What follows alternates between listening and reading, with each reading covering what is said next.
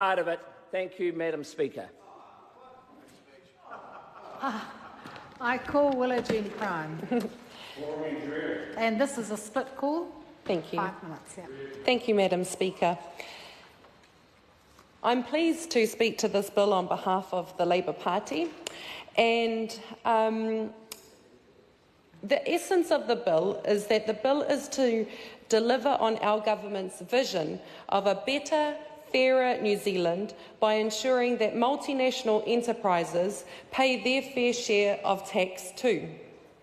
So we need to go back to what the problem is.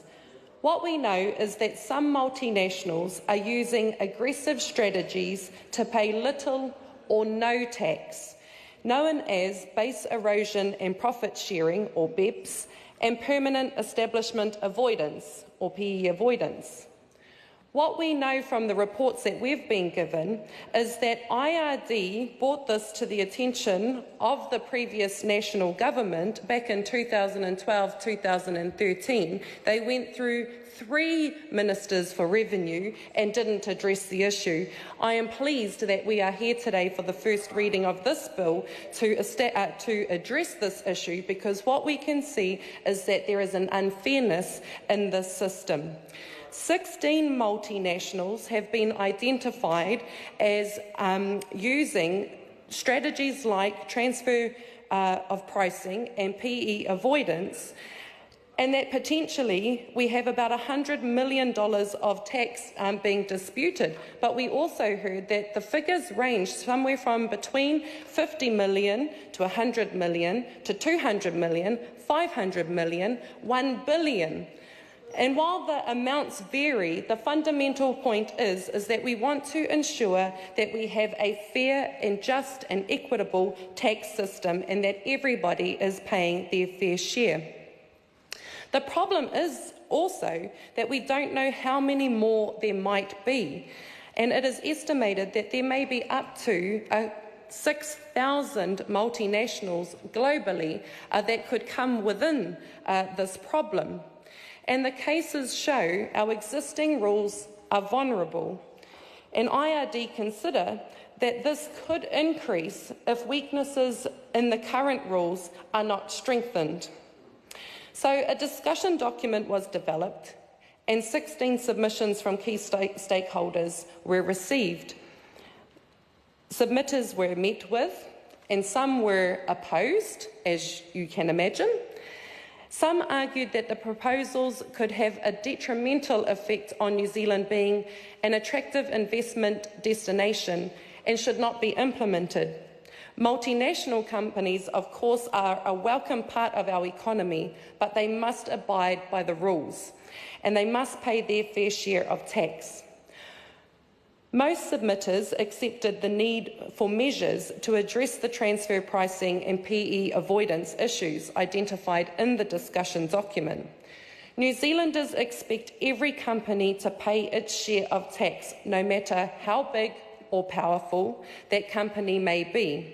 And so I am pleased this legislation is being introduced that will bring fairness and equity back into the tax system. There was an OECD and G20 15-point action plan developed in 2015 to combat these BEPS, and it is multifaceted. It recognises that the issue is multifaceted, and that there is no single silver bullet. To remain effective, the tax settings must constantly evolve to keep abreast of changes in the economic environment, interpretation of the law and business practices. And so the Taxation, Neutralising, Base Erosion and Profit Shifting Bill contains proposals to ensure that large multinationals will pay their fair share of tax by the following 4 matters: strengthening the interest limitation rules, addressing permanent establishment avoidance, strengthening and transferring pricing rules, and addressing hybrid mismatch arrangements.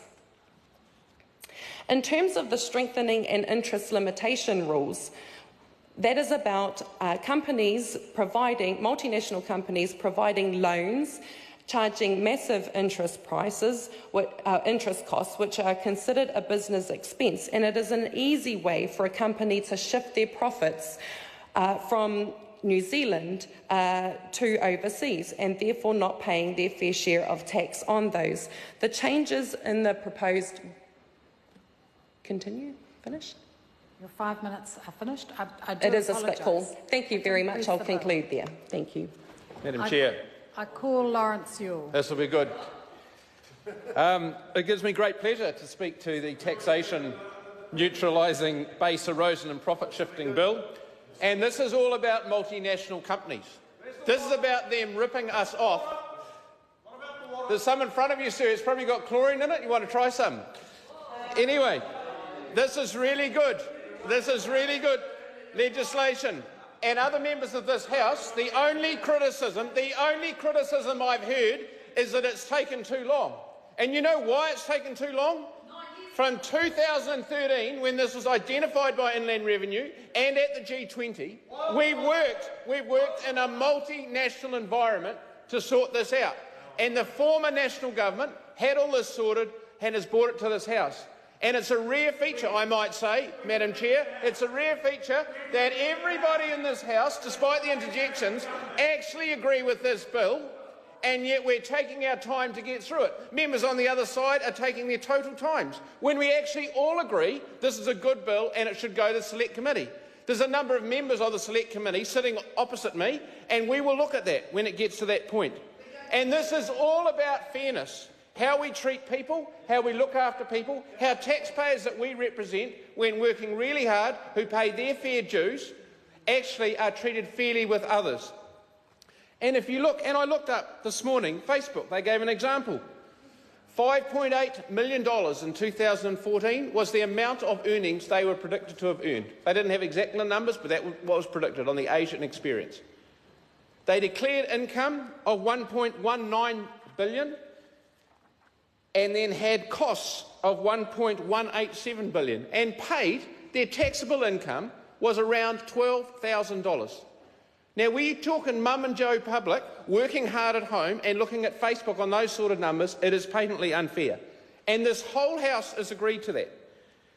Secondly, Madam Chair, the Netflix legislation that the last government brought in, started in October 2017, came effective, is poised to save $300 million, as in bring $300 million of new revenue. And I look at Mr Jones over there, who's trying to spend $1 billion a year. $1 billion a year, he tells us. 300 million is a great start, Mr Jones. So I am thrilled that the whole House is in support of this. And actually, what I think we need to do, Madam Chair, is instead of wasting time on unnecessary calls, put it to the vote, and the whole House can get on and get it done. Thank you. I call Kitty Tapuellen. Well, unlike the